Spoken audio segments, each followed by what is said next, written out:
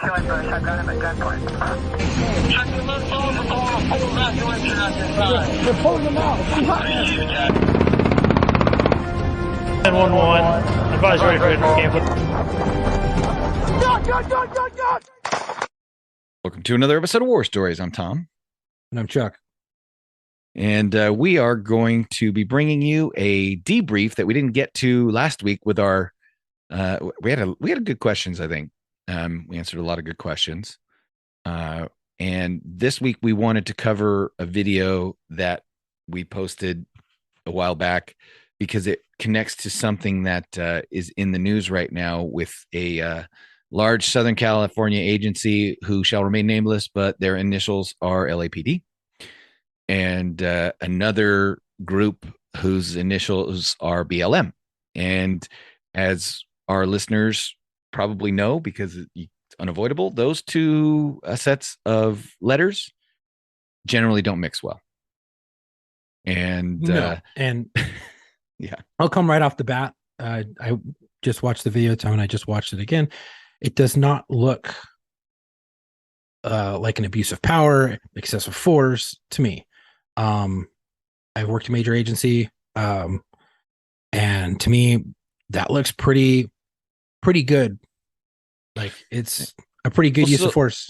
So let's compare, I think, this video with the other video you posted, and walk us through that other video, because I think it's important to look at these two videos in contrast with one another to see that at any moment, both of those incidents could go either way. Right. One goes deadly force. Another one doesn't. But both suspects die ultimately. Right. From two different causes. So the first video we're going to be talking about is a video we posted. It was one of the last videos we posted. It was December 15th, and it's still up there, and it's still getting traction. Police officer comes on a call. There's a male in a red sweatshirt and some shorts, comes up, makes contact with him, starts talking, but the guy's bladed. The suspect is now blading his body to where you can only see the left side. You can see his left hand, but you cannot see where his right hand is. You cannot see his right quote unquote strong side. Right. And as he's talking, suspect produces a weapon from his waistband, shoots at the police officer. Police officer gets nailed and is able to return fire, retreating towards a house just to his right to gain concealment and cover. At that same time, suspect then flees into the police vehicle. Police officer rounds the car that's in the driveway where he's hiding or getting cover and concealment and starts pumping out rounds. He'd already shot a couple times after he got shot, and then he shoots again because now the suspect is now entering his vehicle to steal his vehicle. And this police officer is now bleeding out. Suspect then takes off down the road. Officer applies a tourniquet to himself. Subsequently thereafter, it looked to be a chase. The suspect then, I guess, gets out of the vehicle from getting hit from inside of the police vehicle and ends up dying in a lawn. Right. From wounds sustained during a gunfight, got lead poisoning. Yep. It's pretty short and sweet. It is pretty short and sweet. Let's talk about just that video by itself and what we saw. And then we'll talk about the other video, and then we can compare and contrast and why people need to take the actions they need to take sometimes. So people who are seeing them that may not understand the connections between the two and the mindset of the officers involved, and how they may seem very different, but they're actually quite similar in how they start, just not how they end. So in your video, he goes to contact the suspect in the red hoodie, right? Right, which was a call. The officer responded to a 911 call. The suspect had got into a verbal argument with someone, and the suspect is in a red. And red was back at the location, scoping out the house. So there was no gun involved. However, it was just an argument. So this call went from like a whatever kind of call, a disturbance, to a deadly situation in what, a couple of seconds. Right. And the first thing I would like to hit on is complacency. Not necessarily tombstone courage, but complacency. At first that officer should have been like, hey, let me see your hands. Turn around, turn your body away from me. Take your hands out. And should have been a little bit more weary, because you have a possible, burglary suspect scoping out a house, right? But at the end of the day, the call was just a verbal. But now he's scoping out the house, is what the call comes in as. And we've all been there. Law enforcement officers were like, "This is bullshit," right? It's just a verbal argument. Is probably just standing outside waiting to come back and like, "Hey, let's continue this where we left it off," and maybe squabble. But you got to be able to watch the hands. If you can't watch the hands kill. If you can't see a hand, you need to make sure you can see it during your contact for officer safety reasons. And think of normal human behavior, right? This guy had an argument, right? Had a verbal, right, but they're not responding to the initial argument. They're responding to him returning and scoping out the residence after the initial argument. That could be literally, like you said, he's coming back to start the argument over. He wants some more. It could be he was there to begin with because he had a friend in the area and he's coming back to see the friend. It could be that he left something over there and he needs to, we don't know why he was over there to begin with and what the argument started over. And I'm sure the responding officers didn't know either. However, human behavior is such that you need to think like that, be polite, be professional, have a plan to kill everyone you meet. You need to think that once an argument's over, I can't honestly tell you how many times I've ever had an argument with somebody and then gone back to be like, you know what? I need to go back. Right. So that should make the hair on the back of your neck at least stand up enough to take an extra precaution, put your mind in a certain place where you're like, this could be nothing. It could be something. A reasonable person wouldn't go back. Right. A person looking for fucking action would go back. Like, we're not done. Right. And, it's one of those things where I always tell people, you got to look at what a reasonable person would do versus what the person you're facing is doing. You point a gun at somebody and you tell them you tell a reasonable person, sit down, shut up, cross your ankles and put your hands behind your back. Don't move. And you're a cop. It used to be that reasonable people just went, okay, yes, I will. Well, with the anti-police mindset now, it's more like, fuck you, make me. Right, exactly. And it's the same disrespectful little attitude you see in juveniles nowadays, where they used to be that there was an understanding that kids respected adults and what they told them to do, because if they knew if they didn't, their parents would whoop on them. Right. So there was a respect for authority that's kind of deteriorated in our society over the last decade or two. And maybe because of absentee parents, where it was because kids act like that. Now it's just a fucking culture. Now it's a sense of entitlement. This culture of like, I was born, so now I'm fully aware and capable of making my own decisions. Fuck you. You can't tell me what to do.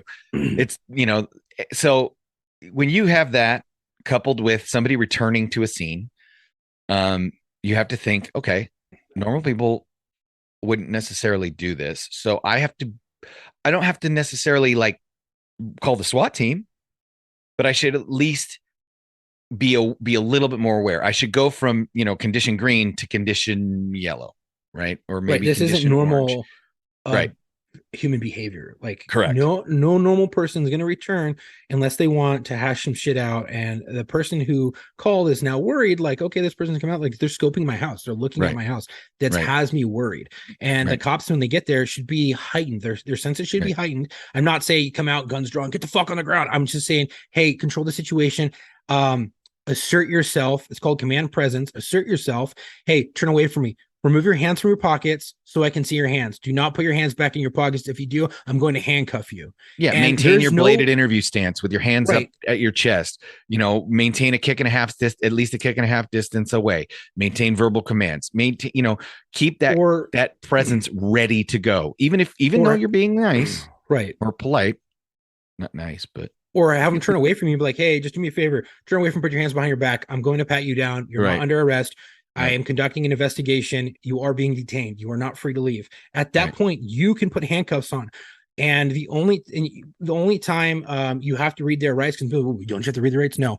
Handcuffs plus interrogation means questioning. Like if you start to interrogate someone and they are handcuffed, You have to read Yes. them a Miranda, Right. but you do not need to read the Miranda. You can, as long as you have articulable reasons why you can detain someone, which I just gave them to you, you can handcuff someone, and it makes it safe for officer safety. And now you can pat them down, not go Now, inside their pockets, but pat them down for weapons. It's but a go safety with your own precaution. agencies, like know your agency's policies, because Policy. every agency is different, right? Like, yes, legally, couldn't you justify handcuffs during a detention? Absolutely. Did I handcuff everybody I detained? Not at No, all. but Not you at can all. articulate it We're on just one telling person. you that that you need to know your policies, you need to Right. know your agency's procedures, you need to know your skills and capabilities, you need to know how far your backup is, and you need to know what you're investigating, right? All Right. of the beautiful phrase that we all learned, the totality of circumstances, has to come into play when you're doing this, right? And you know So how this many guy, times good. you know how many times we've talked to suspects who had guns on them, and they're like, why didn't we? We're like, why didn't you pull it out after everything was, code 4 is all said and done? And you're like, well, the officer came, he had great command presence, like, and they didn't say it that way. We're using our terminology, good Right. command presence, and he let me know he was. I knew he gonna meant fuck business. around, Right. and I didn't want to die, because I didn't think that I could get one over on him, so I went with along with the program. I didn't feel like dying today, and and you're like, oh, really? Okay, Mhm. so looking good and having good command presence allows that suspect to know this guy means fucking Right. business. This gal means business. I'm going to go along with it. And then immediately, once you do that, and you're like, hey, turn around, let me see your hands, take them out of your pockets, put them behind your back. If they're like, fuck you, at that point, something's wrong. And then you can go to a little bit more like, hey, man, Create like, some let me see your distance, grab fucking your hands. Let gun, me see like, your hands. yeah, Pull your gun you out, can. and you're like, let me see your hands. Now, because now you can start those building blocks of articulating why I unholstered. Well, Right. he wasn't going along with the program. He said, fuck you. And he's hiding his hand. You need to His watch fists your are hand, clenched, his jaw is set, his Exactly. knuckles He's are bladed. white, his bladed, like all those things come into being. Now, this guy, Exactly. he goes bladed and then draws, man. It's fast from like fast. a quick draw. So this officer has very little time to react. And as we've said Right. He on was this show, close. action beats reaction every time, and twice on Sunday, right? So the suspect's action here dictates the officer's reaction, and there's nothing anybody can do or say about it, right? Right. And the suspect shoots from a close contact from the hip, striking the officer in his looks to be his left leg. Right. So once the suspect's decided it's his deadly force, then it's on. Deadly force. Right. Yeah.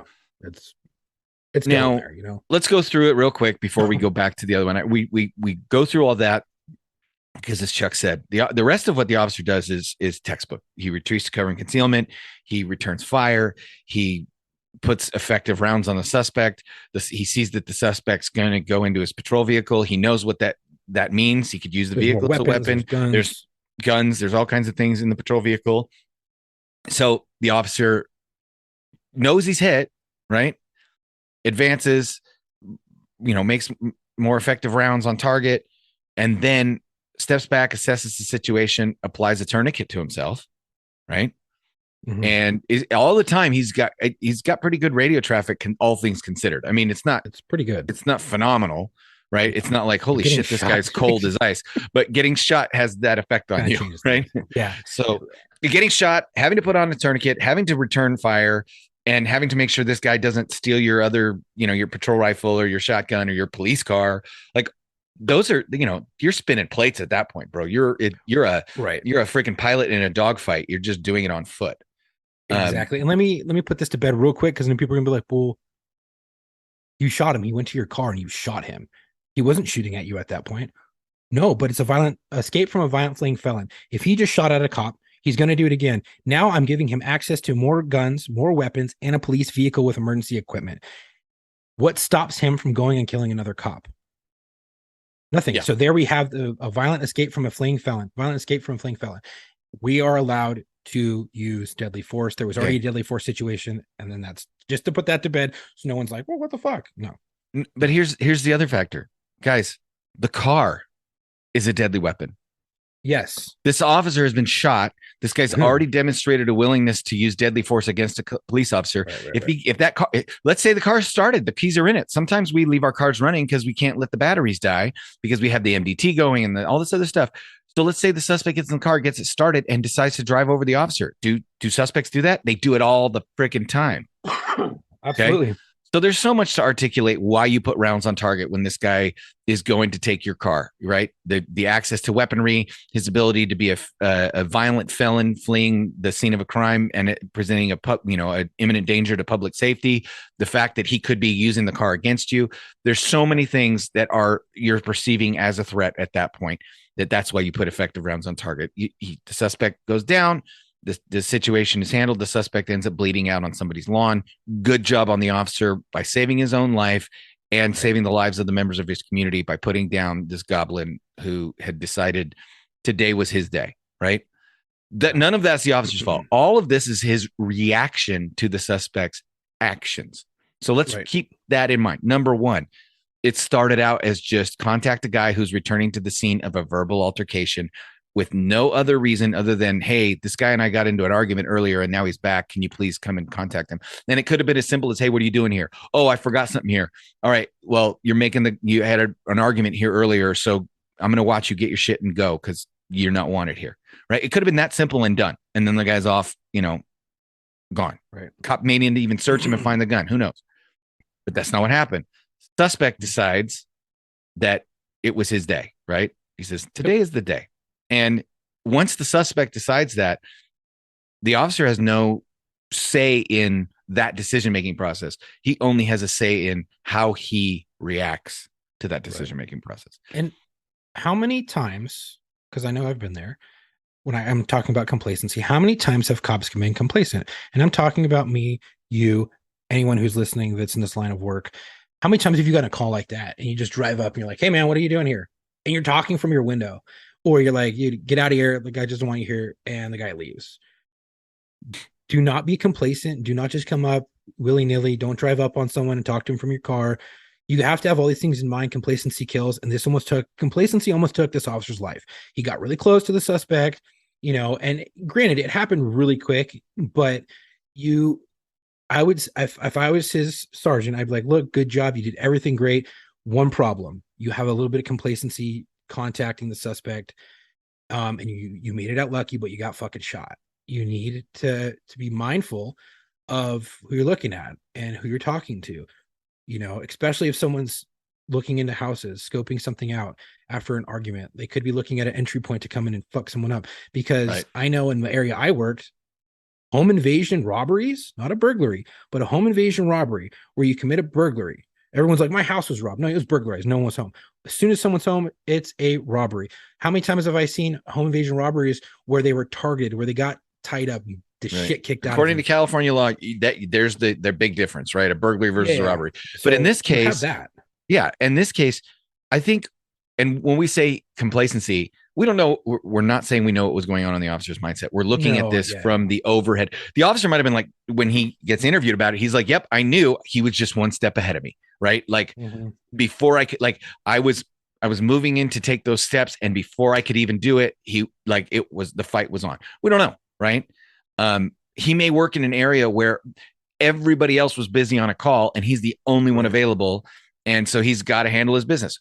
Again, don't know any of that stuff. We're just saying that from the, I'm coming into this cold, I have no idea what's going on. These are the things that we could perceive as issues. Right. Yeah. Now you cut to this video from LAPD. Now I'm going to give you the sticky part politically of this video right here. Number one, the guy that they contact happens to be the cousin of the founder of BLM, of Black Lives Matter, not the Bureau of Land Management. Okay. He just happens to be the cousin of the founder of Black Lives Matter. So automatically right there, this shit has gotten political, period. End of story. Right. We dealt with something similar in our county where there was a guy who was getting arrested and he died during the arrest, who was a member of a local outlaw motorcycle gang. Right. And they were not the Hells Angels, but they were an affiliate club, a lower level, like when the Hells Angels come through, they're allowed to party with them, kind of a club, right? They were shitheads, right? But the officers that went to arrest him, coincidentally, right, were members of a local group of police officers that rode motorcycles together and had leather vests with patches. So they were their own motorcycle club.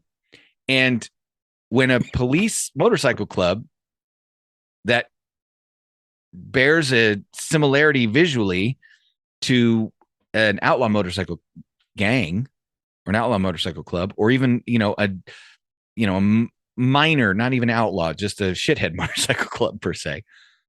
Those two groups had been at events together because motorcycle riders go to all the same events. Well, there had been, squabbles, like, fuck you guys. Well, fuck you guys, right? Because the shitheads aren't going to like the cop group and the cop group aren't going to like the shitheads. Instantly, because the officers involved in the arrest were from that police motorcycle club and the other guy was from the shithead motorcycle club, and the guy dies, it instantly becomes a case of, oh my God, this was retribution. This was their club going after our club. Whether that's the case or not, that's the perception. Well, because BLM has a contentious relationship with LAPD, and this guy's the cousin of the Black Lives Matter founder, it's instantly going to turn into right, wrong, or indifferent. It's instantly going to turn into this was done on purpose. Do you think that well, I'm getting ahead of myself. Let's talk about the video. Chuck, explain to us what they're watching, because we're going to post the video when this episode comes out. We'll post the relevant clip of how the contact begins all the way up to where the taser starts, because it's a long video. You don't need to see the whole thing. Right. I'll clip it up. But yeah. So it's a motor unit for Los Angeles Police Department, and it's a Juice Watch unit. There's a DUI TC, it's traffic collision, that had happened. When the motor officer gets on scene, contacts some dude running in the street.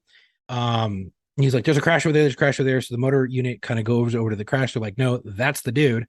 So he goes back towards the guy running in the middle of the street, acting a little off. He goes, get on the sidewalk, goes to contact him, wants him to go over to the wall. Suspect refuses and sits down. He's like, all right, cross your legs.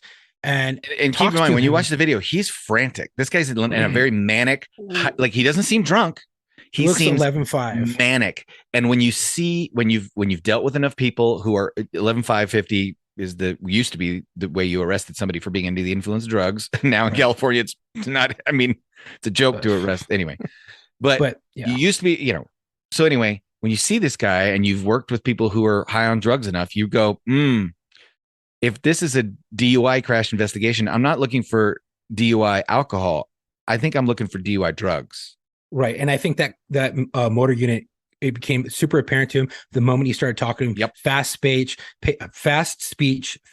pacing, frantic, looking back and forth, his eyes are darting back in his head, paranoia. So he's like, immediately, I can guarantee you that motor officers, because he's dealt with probably thousands of these, is like, we have drugs involved. Puts it out over the radio. Hey, I'm with the suspect. Give me an additional unit. Should have put out a backup. But here's the thing. These motor officers have dealt with so many of these things. Ask the suspect to sit in the ground, and he talks to him for 7 minutes, not handcuffed. The reason why he didn't handcuff him, because people are like, what the fuck? Why didn't he just handcuff him? You could have. However, he wants to do an SFST, standardized field sobriety test.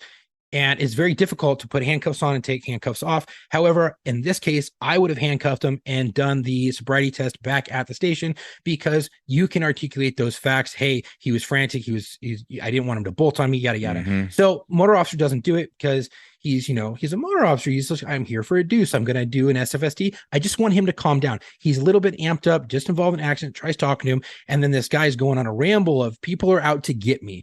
7 minutes later, suspect gets up, takes off running. Motor unit, he doesn't give foot chase. He hops back on his bike like any good motor unit would do, and goes and contacts him in the middle of an busy intersection. Now, I want to back you up real quick, because I think something you said is resonating with me, which is when you said handcuffing and unhandcuffing somebody can be difficult. You don't just mean physically, right? I obviously there are physical, problems associated with that. But yes, legally speaking, when you're talking about handcuffing somebody, then unhandcuffing them with the idea that you may have to re-handcuff them in the future. Here's the deal, man. When the handcuffs go on, they stay on until you either A, go to jail, or B, are released. Period. End of story. You do not handcuff somebody and they'd be like, okay, it's cool now. And then you unhandcuff them, do your investigation. They'd be like, now I'm going to handcuff you again. It's number one, it's bad for officer safety. And number two, it doesn't look great in court. Like there are legal reasons, there are safety reasons. And so when Chuck says it's difficult to handcuff and unhandcuff and then re-handcuff people, he's not talking about like the actual physical act of handcuffing. I could handcuff people all day long and take them off. It's not a problem. We're talking about officer safety and legal issues. Right. Personally, I would have handcuffed him and started looking at him and talking to him once handcuffed after I patted him down, because I believed him to be under the influence. But here's the sticky fucking shit of that. The reason why he didn't handcuff him probably right away is because you have to have clear and articulable facts that he's under arrest for driving under the influence. And if you cannot conduct a field sobriety test, how do you clearly articulate that? Well, if it's drugs, which immediately I go to drugs, Tom went to drugs. We both have similar training. I would have handcuffed and been like, no, he's deuce. And he's under the influence of narcotics, an unknown narcotic. I can do part of that 11,550 just by looking at the eyes and checking pupils and things like that. So immediately my brain's already moving fast. I'd have been like, nope, handcuff. You're under the influence of narcotics. I'm going to handcuff you. Fuck the field sobriety test. You are too erratic right now to be able to do it. And because of these reasons, I am detaining you. Now, I'm not saying that this motor officer's Mary Queen unit did not have those capabilities, because I know he does. I know he's really well trained. He's trained in 11,550. He's trained in DUIs extensively, and he probably has more DUIs than I ever would want to do in my life. But he's just trying to go through the motions, get him to calm down, and unfortunately, it's going to bite him in the ass because the dude takes off. Well, he hops back on his bike. He contacts a suspect in the middle of a busy intersection. That's when another unit, an LAPD unit, two-man unit, rolls up, and he's like, hey, get on the ground. Guy's like, fuck you, I'm sitting on my butt, like, whatever. And not going with the program, he sits down, but he's frantic. The other officers get there, they go hands on. He's already given the verbal warning, I'm going to tase you if you do not comply. Get on the ground, put your chest on the ground, face down on the ground. Guys, not going with the program. He's like, I'm going to tase you. They go hands on, and he actively resists, not necessarily fighting, but it's running a really close gray line. It's on that line of I'm fighting or I'm just resisting, because he's pulling his arms away. He's using his body. He's rigid. He's tensing up. And then when they try to roll him onto his stomach, he immediately shoves his hands under his torso, tries to push off, and then he rolls on the officer.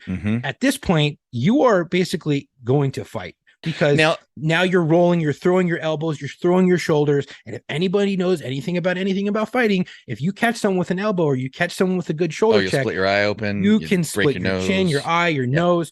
It's fucked. So fight's on at that point. And he's like, I'm going to tase you. They're trying to gain control of the suspect. There's three officers trying to gain control of him. It's like, I'm going to fucking tase you. Lets all the other officers know I'm going to tase him. Great verbal communication. Tases the suspect into the chest, in the target area, then with darts, removes the actual taser to a different portion of his body to get a better connection, because he just did a close contact shot with two darts, and now he wants to get that neuromuscular incapacitation. So then he puts it to his back and lower part of his back to try to get him to comply. And I counted the tasings. There was 5 that we could see. Yeah, right. It's what we could see, and then we stopped the video. To me, that is not excessive. Well, let's back up a second, because I want people to understand too. Right. Chuck and I actually debated the word fight when we were watching the video live together. And this is, I think, important, because I want you guys to understand that my training and experience and Chuck's training and experience are similar but different. Chuck's mindset, my mindset, similar but also different, right? I have a different set of standards in my mind, those lines in the sand, if you will, that I draw, and Chuck has his, right? And they're all based on Chuck's experiences on the road and my experiences on the road, and my experiences as an instructor and his experiences as an instructor and involved in critical incidents. So Chuck looks at the incident, and we were just talking, and he goes, Oh, he's starting to fight. I'm all, I don't know. I think he's just resist. And then he's like, oh yeah. And so we went back and forth. At what point is, you got passive resistance. Put your hands behind your back. No. Active resistance. I'm going to make you put your hands behind your back. Stiff arm. Also, like no. Rigid. Not swinging. Right. He's not swinging. Maybe he's pulling away. Well, that's active. He's doing something to resist you actively, not just failure to comply, right? The moment his actions become offensive instead of defensive, the moment they become aggressive, like reaching for you, grabbing you, not reaching away from you, reaching for you, not pulling his hand away from you, pushing his hand towards you, right? Or grabbing your items on your belt, grabbing things on your belt. When he's on his stomach and he starts to roll over to face you, right? Everybody knows having somebody on their stomach is, pinning them, right? They can't fight from their stomach. Right. The second they try to roll onto their back, they want to be able to make contact with you. They want to have their hands in the fight. So you guys also got to recognize the suspect's movements can dictate the direction that the fight goes. And when it's a very fluid thing. When does it go from passive resistance to active resistance? When does it go from active resistance to actual fighting, right? To aggressiveness, to aggressive combativeness, right. To actual combativeness. And there's the biggest thing that the BLM is trying to say, oh, well, because I was involved in an incident. I think we're going to talk about it. But at what point, because the agency as I was a part of, okay, would say, well, you need to transition to a new weapon system after, so many Tases doesn't work. Okay, well, how many is too many? All right, well, and at what point do I transition if it's not working? At what point do I just go to head strikes, or at what point do I go to breaking limb or to hitting him with a baton or something like that? Because I would say, if you're going to be transitioning to something other than a taser, if he's not complying, like, you've really got to be either good at some jujitsu, or you got to bring your baton out. You have to skills. Put it under his arm, and you have to utilize the baton as a controlling agent. But at some points, when you have someone under the influence of narcotics, a taser is the best option. And you could try to blind him with pepper spray and try to go to that way. But this, again, the suspect's actions dictate our actions. And I would say, if you're going to switch to a different weapon system, it's only going to get escalated from there, and it's going to get worse, right? And the suspect got tased 5 times. He got tased a few times before. They got his hands a couple times, like twice. Then they got to control his hands. They're trying to put handcuffs on. He's still tasing. He gets tased again. And then as they're getting close, he's still squirming and still, trying to pull away. Gets tased again. And then he tased him one more time as the handcuffs are going on. And then it stops and he's done. Okay. And if you look at a lot of these incidents where suspects are fighting and stuff like that, and they get tased, and as soon as the handcuffs go on, the tasing is stopped. I mean, that's good police work. Things can happen with tasers. Just because you register a taser and it goes, oh, it says 5-6 times. Oh, that's bad. Okay. Well, maybe when he rolled, one of the prongs came out. So now I'm having to do drive stun close contact, where I'm only getting, a small portion of pain compliance with the taser, because it's no longer has a connection for a neuromuscular incapacitation, and then they get him in, they get him in cuffs, they handcuff him, and then he later dies of a cardiac arrest, not from the officer's actions, but because he had utilized narcotics and gave himself a heart attack. Did you watch the rest of the video? They get an RA and things like that. And yeah. Oh no, that's the thing. They don't like treat this guy like shit. Okay. And I'll give you, okay. At one point, the suspect says, they're trying to George Floyd me. Oh, fuck. And that's not good. And then here's the thing. I saw an officer with his elbow on the guy's shoulder and chest and up into the chin. Right now, at that point, the suspect is still talking. Right. So he's still breathing. He's not choking. He's not aspirating. His breathing is not being restricted in any way, shape, or form. You can clearly see the light in his eyes, the breath going in and out, because he's yelling. Right. But they're doing you know what? His partner says on camera, watch your elbow, watch your elbow, watch your elbow. Right. That's good partner. Because that's good part. It's a great partner, because he's trying to let him know, like, I see it. I don't want it to become something it more shouldn't be more. Right. And I don't think he means like watch your elbow on purpose. I think he means you're in a precarious spot Right. Be Just careful, be mindful. because be mindful. Right. Exactly. That's my perception of it. And I don't know, And, Chuck, you probably got the same, because that's being a good partner. And I look at it, I'm like, oh, he's trying to do a good head displacement technique that we all learn in Archon and in the academy, and as instructors and things like that. We learn in defensive tactics how to do head displacements on the ground to get that person's head away from you, because you don't want to get spit, you don't want to get any like biological fucking bloodborne bullshit in your system, like HIV, AIDS, hepatitis, anything like that, and you don't want to get bit. Right. So you do a good head displacement. If he's doing a head displacement and his partner sees is getting kind of close, like, oh, dude, hey, watch it. Hey, good. Thanks. I think that they handled the situation really well. They got the medical treatment. Everything went according to plan. Yeah, he tased him 5 times. He's going to have to articulate that. But if you have an active suspect, and if the agency tries to come back and be like, well, you should transition to something else. My question for the agency is, what would he have transitioned to? What else do you want him to do? You want him to punch the suspect in the face? Well, no, I don't think that's going to work. You want him to hit him with a baton? No, I don't think that's going to work. You want to spray him in the face and contaminate the other 2 officers down on the ground? So you better not pepper spray nobody with me around, because I'm going to get pissed. No, dude. You don't pepper spray someone when they're fighting on the ground. That's done. That's no longer an option.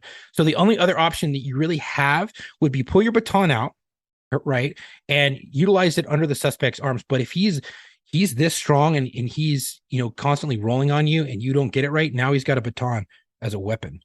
And now that just went from a use of force to a deadly force situation real fucking quick if you lose that baton. So I see why they stuck with the taser, and I don't have any fucking problem with it.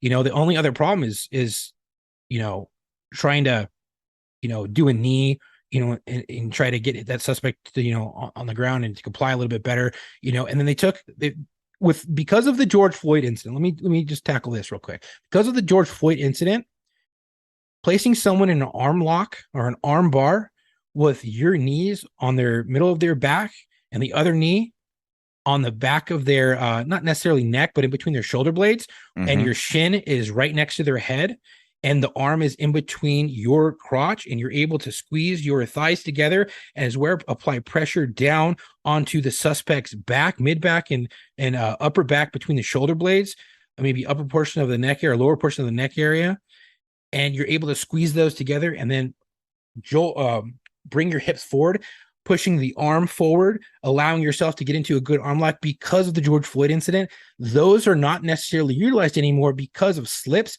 onto the neck. And a lot of agencies are going away from that. All right, well, when you start taking options away from the cops, and now they're just left with a fucking taser, or we're going to be throwing blows on the ground, what would you rather get fought, like get all these punches from 3 people on your face and in your body and knees, or would you rather get tased? I would rather just go along with the fucking program and just be like, all right, I'm done. But you have a suspect under the influence of an unknown narcotic. We, with our training experience, know that a suspect under the influence of an unknown narcotic have superhuman fucking strength. They are stronger than they normally are, especially if they don't want to go to jail. So now you're left with, okay, well, the only really option we have is tase. All right. And that seems to be working, because every time I tase, we get a little bit more of an inch. We get a little bit more of an inch. We just need a few more, and boom, we got him under control. Once you get him under control, he can still thrash and fight on the ground. And then you might have to use a lot of body weight, but it's kind of hard when the suspect's facing you, body weight, it's difficult. I mean, they could have, and I couldn't really see what the other officer was doing. Maybe he had control of his legs and stuff like that, and trying to do all that, but dudes on drugs are really hard to control. And I think five tasings is pretty good. They get him under control. Boom. It's not the cop's fault that he died. Cops get him medical treatment. They go from there. The cops didn't force him to take narcotics. That lays on the suspect. And it's not, again, so this is why we want to, I think, compare these two, because this is where we'll get into, okay, what does this 11550 tasing dies of drug influence combination, whatever the coroner's going to decide, what does that have to do with this guy who was there, who just all of a sudden opens fire at the cop? Well, both police officers respond to a situation that 9 times out of 10, 99 times out of 100, 999 times out of 1,000 is going to go according to Hoyle. It's going to go fine. It's not going to go sideways. Right. Right. But that one friggin' time, right? We had a t-shirt that says it's going to go sideways, right? You have to be prepared for everything to go sideways. And you have to be prepared for it to go sideways in the worst possible way. And the reason I say that is because both officers go up and confront a suspect or a subject initially, right? This guy's not a suspect of anything. He's just there at this house after an argument. He's just, hey, contact him, find out what he's doing. He's a subject, not a suspect. There's no crime for him to be a suspect of yet. This other one, now you have a possible suspect because he gets to a DUI crash. The guy says, yeah, the crash is over there. At that point, he's just a subject until they go to the crash and they're like, that's the guy. Now he's identified as a suspect. So he goes and he contacts him again.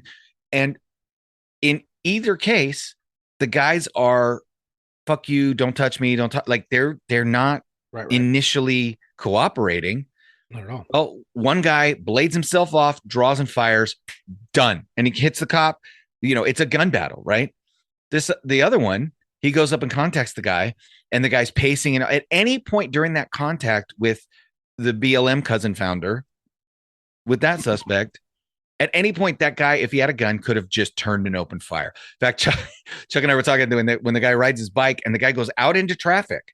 Again, not a rational move, right? Most of us, when we're contacted by the police, well, first of all, the guy was like, "Oh, they're trying to kill me. Who's trying to kill you? CeeLo's trying to kill me." Like he's got rambling, like insane rambling. Drugs. You start thinking drugs. Then the guy goes out in the middle of the street. Again, not normal, average person behavior to just go out in the middle of the street when the cops say sit down on the fucking sidewalk so we can talk. At one point, he gets in the street in a left turn lane and he's standing in front of a Tesla, and the officer is facing the suspect. And on the other side of the suspect is this Tesla coupe or Tesla sedan. And the guy in the Tesla just starts backing up. He's like, I don't want to be in the way of this shit. Like, if this goes, that even the Tesla owner recognizes if this goes sideways, the officer decides to draw on fire. I'm in the line of fire. I'm in the background of those bullets, right? Right. Even a guy in a Tesla who sees this shit go down realizes this could turn into a shooting real quick.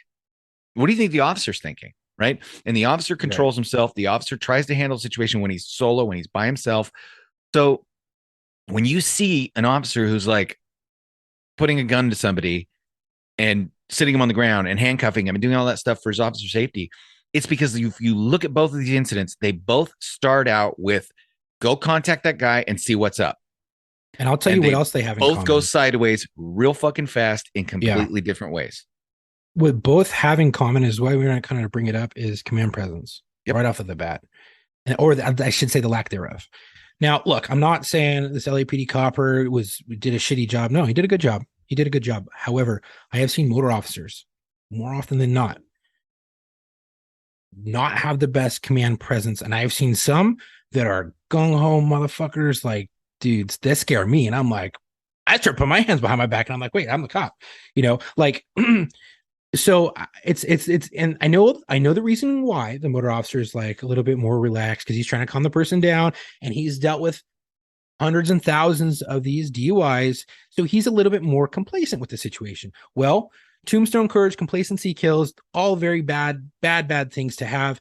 And I think just upping a little bit more of the command presence and drawing back on the complacency just a little bit, you would have had maybe a better outcome. Because what happens when you give someone time? They have time to react. They have time to think. If you take away that time and you are able to come to that rationalization really quick and you're like, hey, I know exactly what I have. I know what I'm going to do. I know that I can place them in handcuffs. I'm going to do it now for officer safety purposes because of the frantic, because of the eyes darting back and forth, because of the paranoia. I have at worst, I have under the influence of unknown narcotic DUI suspect who just crashed into someone or a family. So I have that, right? So I can handcuff, right? Or I at worst, at best, you have possible 5150, who you need to get treatment or medical help. So no matter what, handcuffs need to go on. Now, sometimes when you have deuces, just straight alcohol, they're belligerent and fucked up and they can't complete an SFST. So you do need to handcuff them. But there are most times when you're doing an SFST, before you handcuff, you want to do that SFST so that you can have those articulate reasons why you're putting the handcuffs on. But if you already have those and it's looking kind of scary and the hairs in the back of your neck, the spidey senses is going off, dude, just fucking handcuff. Look, just handcuff. Now I'm going to give you an alternate take. Come off just as much as they go on. Yeah. But utilize your training and experience and just have a little bit more command presence, because who knows? Now we're just sitting in our chairs right now talking about this, kind of quarterbacking it. We're quarterbacking it through the armchair. But this is how debriefs happen. This is how good conversations happen. This is how we learn. Maybe if they would have just had a little bit more command presence, Copper wouldn't have gotten shot. And that dude maybe still would have had a cardiac arrest, but maybe it wouldn't have been under those precarious circumstances. However, I think he was still going to fight. I think if he would have tried to put handcuffs on, it would have been a fight no matter what, and the tasing would have happened no matter what. So sometimes it's just a shitty situation, and we have to take action. Now, I'm going to give you the alternate take that is something for you guys to chew on, but also something maybe for Chuck and I to discuss real quick. Because like we said, this is why you debrief things, is to discuss. I don't know that I'm comfortable using the word complacency in this situation, because I don't know that the motor officer was complacent necessarily, but it is entirely possible that he was complacent. It's also entirely possible that due to the shift in culture and due to police officers being hesitant to assert authority and be more hug-a-thug, because their agency, their doctrine of their agency, the way the agency is pushing them, and then the fear of how the public's going to perceive them, especially that officer knows his own skin color. He also knows the skin color of the suspect he's talking to. All those things are going to come into play. And so it's entirely possible that when this officer contacts the suspect, he's trying to, maybe to his own detriment, go with a lower level of command presence deliberately, not by complacency, not through complacency, not through laziness, not through any sort of like, I've done this a bazillion times. No, but more a conscious decision to, fuck, man, I gotta handle this as low as humanly possible, because I don't want it. I don't want to get fried. Now, so that is in some ways even more dangerous than complacency. I would say that not necessarily officer complacency, but agency complacency onto the officer. And the officer is now taking a little bit more of a lax stance. But I would still say that is in the realm of complacency and borderline, because now you are lowering everything. But I think it's more like Vietnam, where guys go into combat and they may want, like the guys go into combat and they're handcuffed by the rules of engagement, and they want to engage. They want to go aggressive. They want to go hard, but their freaking hands are tied. One hand tied behind their back, both hands tied behind their back. So I don't want to put all this on the officer. We don't know. We didn't interview him. We didn't talk to him. Yeah, and I'm not trying to. I'm just trying to think. No, but I know that the word complacency, when we talk about complacency, a lot of cops are going to be like, well, fuck, dude, I wasn't being complacent. This is all I'm allowed to do, right? You go back to Rodney King. The cops, they said, this is all we're allowed to do. That's kind of like a form of complacency, just not brought upon by the officer, but brought upon by the agency. Well, it's compliance. Like you need to get in line or get out, right? They want you to dumb down. So dangerous. Yeah, it's dangerous. And at least this shit, I'm not saying the officer did anything wrong. I think he did a fantastic, stellar job. I just think if you'd have been like, hey, like, know what he had like quicker, or handcuff the suspect quicker, maybe it wouldn't have happened, or maybe that it would have given the suspect less time to think, or maybe this wouldn't have happened. But we're just sitting here trying to bring up all these fucking points because it gets people thinking, gets people talking, and it gets if this person watches it who's involved in that goes, you know what, fuck yeah, you know what, fuck it, I'm just gonna start handcuffing everyone, fuck it, whatever. Yep. That's the safest option. Yep. But and then you look at an agency such as the LAPD, we're like, well, de-escalation. Okay, well, look, there's this time and a point where de-escalation doesn't work, and there's situations where de-escalation doesn't work. There are also people that de-escalation doesn't work on. You can try to de-escalate someone who's frantic and manic because of drugs or because of drug-induced psychosis. You can try. There was a day where you could walk up to somebody and be super polite and be like, sir, could you do me a favor and sit down, cross your ankles, and put your hands behind your back? I'd really appreciate it. And if you don't, I'm just going to beat the shit out of you. Do you understand? There was a day when that was socially acceptable. And guess what? If they didn't, you could escalate to putting them on their ass and being like, hey, didn't I warn you? And then a little bit of pain and a little bit of freaking attitude adjustment, what we call the tune-up, meant that the next time they contacted a cop, they didn't act like that. we have lost that. Right, wrong, or indifferent, we've lost that. That's So true.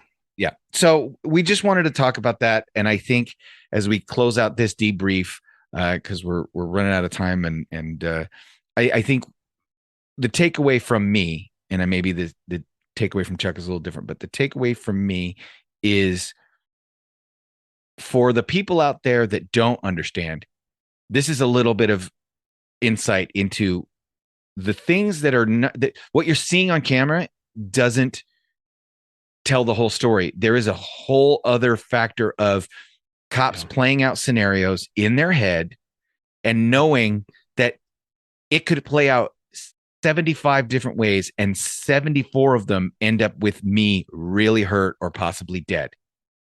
Right. So I'm going to go and do what I need to do, because as my dad told me, a good cop eats, stays dry, and goes home at the end of his shift.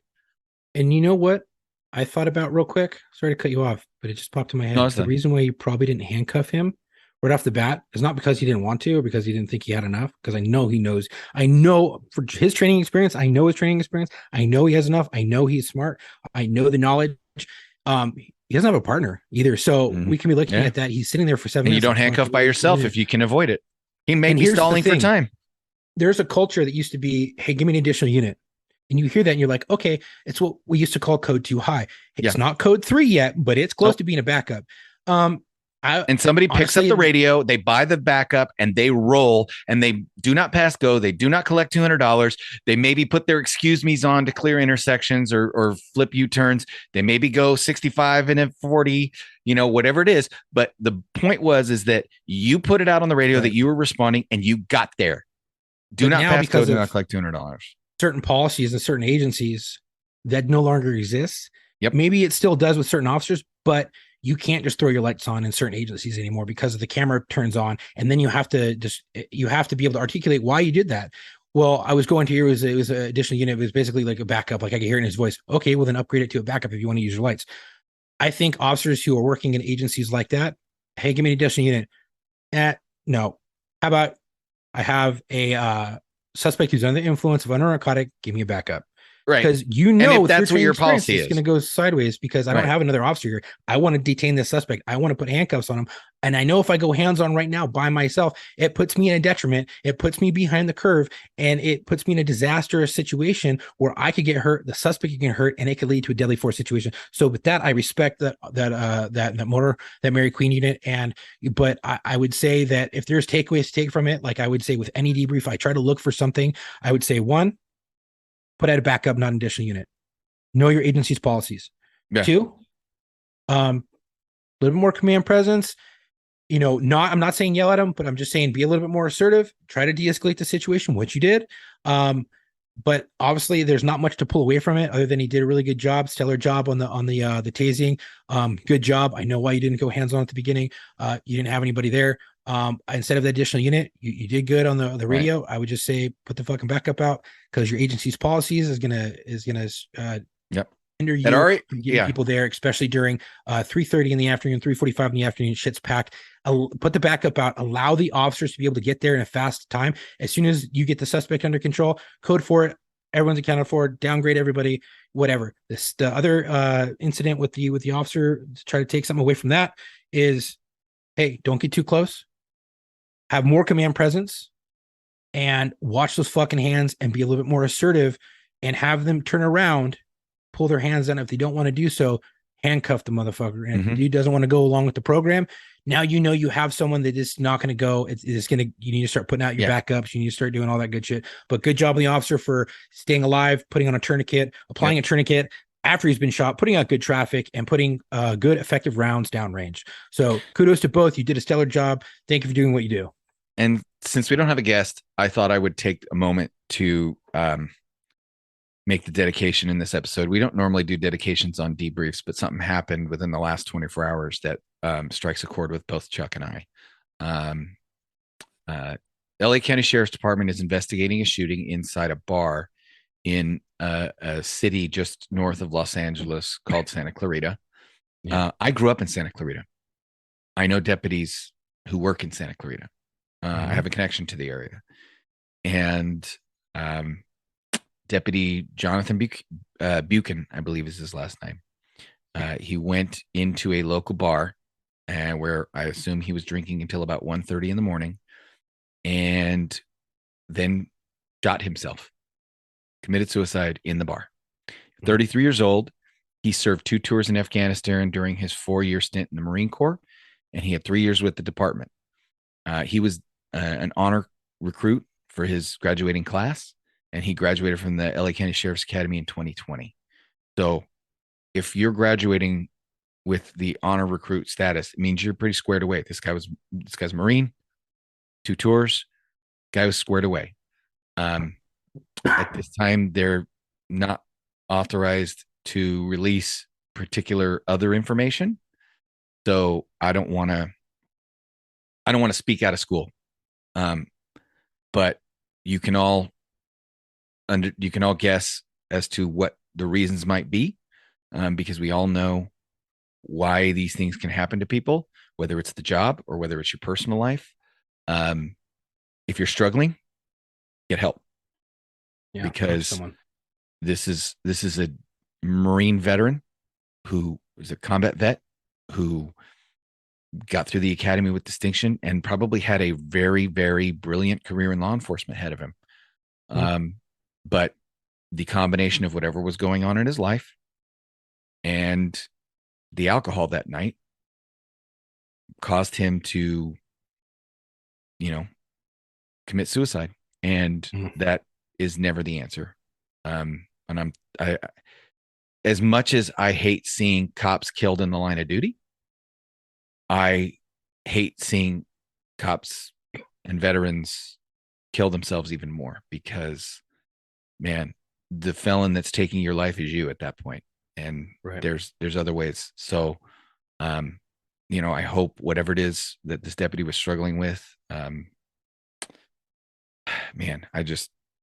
it's one of those things where I hope he's at peace from whatever that is. I just wish that he had found another way to deal with it and had reached out to his brothers and his sisters and realized that this wasn't the answer. But I wasn't there and I wasn't in his shoes, so I can't say. It just breaks my heart. So anyway, that's all I wanted to say. It's sad because we can all see ourselves a little bit inside that young officer. Yep. I mean, I can tell you that both Chuck and I have been to the exact bar where this occurred. We have been down those exact streets. We have been around that exact area with friends. Like this could was it one of my friends? No. Could it have very easily been one of my friends? Yes. And so any officer or veteran that takes their own life is a brother or sister, but this just happens to have been a lot closer to home. And so I just wanted to take a minute to highlight, or I guess to dedicate this episode to him, and hope he finds some peace. So rest easy, brother. We've got it from here. And if you're struggling, you're not struggling alone. So reach out. Exactly right. Talk to someone. All right, Chuck. It helps. Why don't you take us home after that terrible? Right. Well, thank you all today for listening. If you like today's podcast, please go follow us on our Instagram at war_stories_official and our Facebook at War Stories Podcast. If you already follow us, please share our post and our info. You can also go to the link in our bio on Instagram and Facebook to reach all of our socials, our media, and our website, and our emails to book a podcast. Our podcast is on all major podcast streaming platforms, as well as on our YouTube. If you want to support us, please go to our website at www.warstoriesofficial.com. If you want to be featured on our show or have a story you want to share, please go to booking.warstories@gmail.com. Again, it's also in the link in our bio, and send me your story and I can get you booked.